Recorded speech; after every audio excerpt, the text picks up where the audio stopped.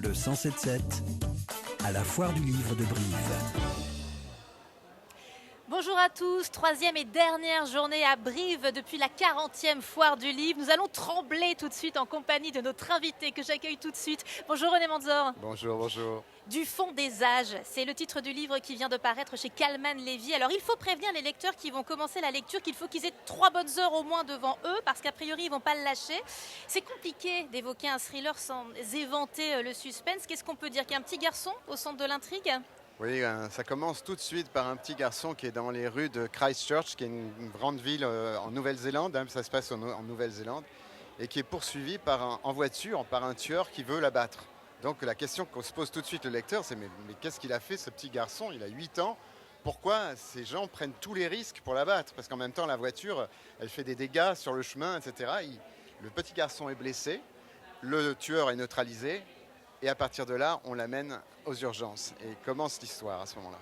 Le livre se passe donc en Nouvelle-Zélande, vous le dites, mais aussi dans une base en Antarctique, un endroit où il fait entre moins 20 et moins 60 degrés, voire pire.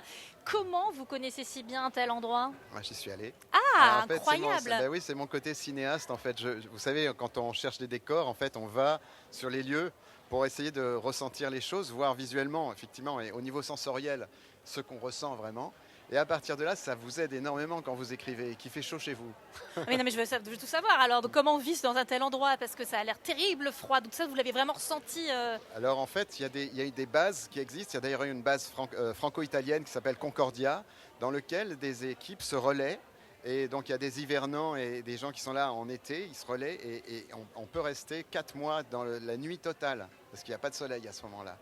Et donc, ils font des recherches. Et donc, l'idée de départ, d'ailleurs, du roman, du fond des âges, c'est qu'ils font ce qu'on appelle des forages dans la glace. Et donc, dans ces forages, en fait, on les fait pour essayer d'étudier le climat. Ce qui s'est passé 800 000 ans en arrière. Parce qu'il y a des bulles dans les carottes de glace, vous voyez. Et en fait, je suis tombé sur une information réelle.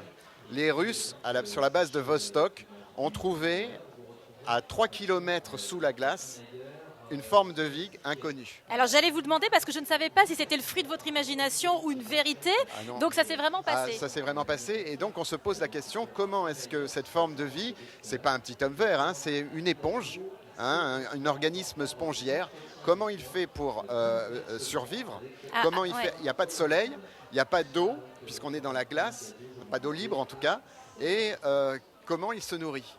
Et donc je me suis posé la question en tant que romancier, si jamais un petit organisme comme ça est allé sous 3 km de glace, c'est peut-être pas une bonne idée de le remonter. Non, c'est ça. Et donc ça donne vraiment quelque chose d'assez terrifiant. C'est vraiment là d'où est venue l'étincelle du livre, c'est en entendant cette découverte que tout de suite l'imaginaire s'est mis en route. Ah oui, c'est ça. Ça m'a tout de suite fait penser à qu'est-ce qui pourrait se passer de bizarre, d'étrange, parce que on est dans le domaine de l'étrange. Ah oui, là pour le moins.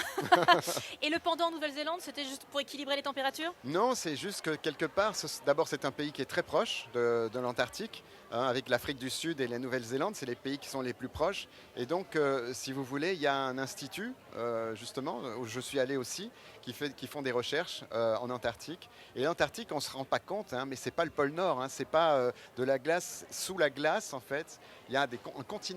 14 millions de kilomètres carrés, et il y a 3 kilomètres de glace au-dessus. Mais dessous, il y a des montagnes, il y a des rivières, il y a des lacs. Et la superficie, c'est à la fois l'Europe et les États-Unis réunis. C'est ça, l'Antarctique. Vous qui êtes cinéaste, vous le disiez, vous n'avez pas eu envie de filmer cela parce que ça doit être extrêmement cinématographique? Alors ça, je ne peux pas faire autrement que d'écrire avec des mots mais en images. Mais ce que je trouve formidable dans les romans, c'est que c'est les lecteurs qui font les films. C'est eux qui font le casting. Moi, j'excite leur imagination en fait et je fais tout pour qu'ils puissent voir une aventure, vivre une aventure de manière sensorielle. Et c'est aussi pour ça que je vais dans les endroits pour pouvoir en ramener un témoignage sensoriel justement, les 5 sens. J'allais justement vous demander qu'est-ce que vous aimez dans l'écriture d'un roman par rapport à celle de l'écriture d'un film? Alors l'arme fatale du roman, c'est que nous, quand on fait un film, on ne peut pas rentrer dans la tête des personnages, alors que là on peut. on peut vraiment explorer tout, leurs doutes, leurs remords, vous voyez, leurs regrets, écrire vraiment leurs pensées, écrire leurs pensées. Et au cinéma, on est souvent à l'extérieur, hein, on n'est pas à l'intérieur. Voilà. Il y a des nombreux lecteurs, je crois, qui vous attendent. Qu'est-ce que vous venez chercher à Brive dans un rendez-vous comme ça? Le collectif, en fait, c'est quelque chose d'ailleurs qui manque énormément quand on écrit, parce qu'on est solitaire hein, quand on écrit. Et du coup, justement, en alternant, pour moi en tout cas, l'écriture du roman et le tournage d'un film, le tournage, c'est une œuvre collective. On tourne avec une équipe de 70 personnes, alors que quand on écrit, on est seul. Et donc, passer de l'un à l'autre, création solitaire, création collective, c'est quelque chose que j'aime alterner comme ça. Et là, surtout que le livre est sorti très très récemment, donc ce sont les premiers retours, j'imagine, Oui, que vous avez? Oui, il y a des retours dithyrambiques. Donc, vous savez, j'ai rien fait de mieux ou de moins bien, en tout cas moi de mon côté, qu'avant, mais c'est un succès, c'est un formidable accident en fait. C'est joliment dit. C'est vraiment ça, parce qu'on n'écrit pas pour faire un succès, on écrit pour raconter une histoire, on est des raconteurs d'histoire, c'est ça qu'on fait. Et pour faire peur et bien trimballer le lecteur quand même, parce que là, vous amusez bien avec le lecteur quand même, je trouve.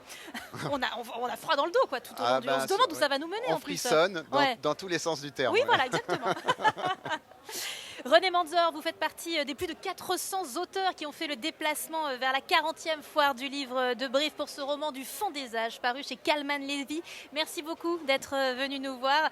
Prochain rendez-vous sur cette antenne à 12h20 en compagnie de Muriel Barbery. À tout à l'heure. Merci et soyez prudents sur la route. Hein.